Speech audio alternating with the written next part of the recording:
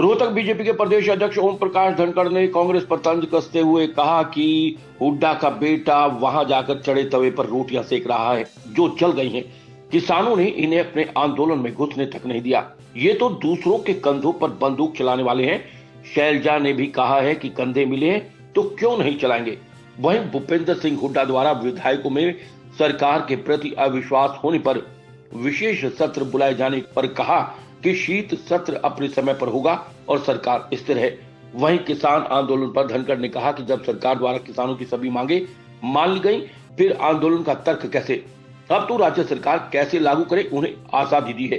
पंजाब सरकार तो पहले ही कह चुकी है हम लागू नहीं करेंगे, तो पंजाब द्वारा विरोध समझ से परे है। धनखड़ रोहतक में एक निजी बैंकेट हॉल में बीजेपी की प्रदेश स्तरीय हरियाणा प्रदेश प्रशिक्षण बैठक हुई। ओपी धनखड़ प्रदेश अध्यक्ष ने बैठक की अध्यक्षता की। धनखड़ ने बैठक के बारे में कहा कि बीजेपी की 300 प्रशिक्षण बैठक होनी है। जहां चुनाव है उनके लिए ये बैठक की जा रही है। 300 प्रशिक्षण होने हैं हमारे ब्लॉक स्तर के, मंडल स्तर के। इसमें 30,000 कार्यकर्ताओं को प्रशिक्षित किया जाएगा। तो आज हमने सभी जिला अध्यक्ष, जिला महामंत्री, सभी प्रशिक्षण प्रभारी हर जिले के वहाँ एक विस्तार किया है और बाहर से एक सीनियर कार्यकर्ता की जिले के देखरेख की ड्यूटी लगाई है। ऐसे 6 लोगों को आज हर जिले की ड्यूटी देकर यहाँ से भेज रहे हैं। इससे जहाँ चुनाव नहीं है वहाँ हमने तारीख दी है 1 जनवरी तक, और जहाँ चुनाव हैं उन जिलों को 15 जनवरी तक वो अपना प्रशिक्षण का काम पूरा कर रहे हैं। उसकी तैयारी की आज बैठक। शाम को भी एक बैठक है जिसमें चुनाव की तैयारियां जो चल रही हैं उसकी समीक्षा करेंगे, और जेजेपी के साथ भी एक बैठक है तालमेल। दोनों ने मिलकर चुनाव लड़ना है, तो तालमेल के विषय को लेकर मिलकर बैठक है कि कोई भी राज्य अपनी मर्जी से एक तरह से इनको लागू कर सकता है। मतलब पूरी आज़ादी, पहले भी आज़ादी व्यक्तिगत आज़ादी थी कि मैं मंडी में बेचूं या बाहर बेचूं, कोई मेरे पे बंदिश नहीं थी। इसी प्रकार से मैं कोई कंट्रैक्ट खेती नहीं करूं या करूं, ये भी मुझे आज़ादी थी। लेकिन अब किस राज्य सरकार ने कैसे लागू करना, एक तरह से बाहर की मंडियों को, प्राइवेट मंडियों को किस प्रकार से नियमित करना, ये अधिकार राज्य सरकारों को देने की बात किसानों की बातचीत में सरकार ने कह दी है।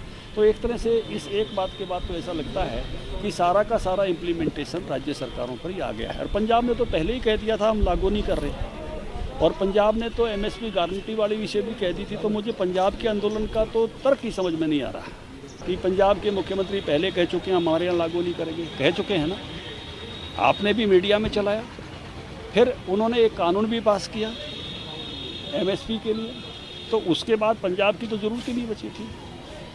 तो उसके बावजूद भी केंद्र सरकार को जितने सुझाव किसान जत्थेबंदियों ने दिए हैं, किसान यूनियनों ने दिए हैं, वो सारे के सारे सुझाव स्वीकार करने की बात केंद्र सरकार ने कही है। हम सब सुधार कर देंगे। सारी बातें आपकी मानी जा रही हैं, स्वीकार की जा रही हैं, फिर आंदोलन क्यों?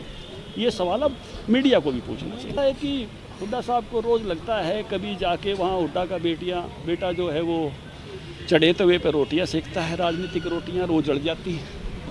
कभी शैलजा जा रही है वहाँ, ये चढ़े तवे पर रोटियां सेकने वाले हैं। शैलजा ने तो वहाँ कह भी दिया था कि भी किसानों को कंधे मिले हैं तो उन पर रख के बंदूक क्यों नहीं चलाएं। जब वो ज्ञापन देकर आए थे गवर्नर साहब के यहाँ, मीडिया के लोगों ने सवाल पूछा था भी किसानों के कंधों पर आप क्यों ये बंदूक चला रहे हो, बोला कंधे मिले हैं। तो ये इनका लक्ष्य है कि किस प्रकार से सत्ता हथियाएँ मिल जाए। लेकिन ऐसा कोई कारण नहीं है। हरियाणा सरकार पूरी तरह से मजबूत है और पूरी तरह से इनकी चालों को, जिस प्रकार से ये किसान आंदोलन में जाके घुसने की कोशिश कर रहे थे, इनको भगाया भी, इनके कंबल भी फेंक के कई जगह, वो भी आपके सामने दृश्य हैं। तो ये उसमें घुस के राजनीतिक अस्थिरता उत्पन्न करना, ये इनकी मंशा है। लेकिन हरियाणा सरकार पूरी तरह से स्थिर है, उसमें कोई भी किसी भी प्रकार का कारण नहीं है। सत्र अपने समय पर शीतकालीन सत्र होगा। SS शर्मा की रिपोर्ट। खबर चाहे राजनीति की हो, सामाजिक हो या हो घटना दुर्घटना की बात, चाहे भ्रष्टाचार की हो, जनता से जुड़े मुद्दों की हो या हो कानून व्यवस्था की बात, अब बातें होंगी आपके शहर की, आपके प्रदेश की हर खबर सिर्फ HR टाइम्स न्यूज पर।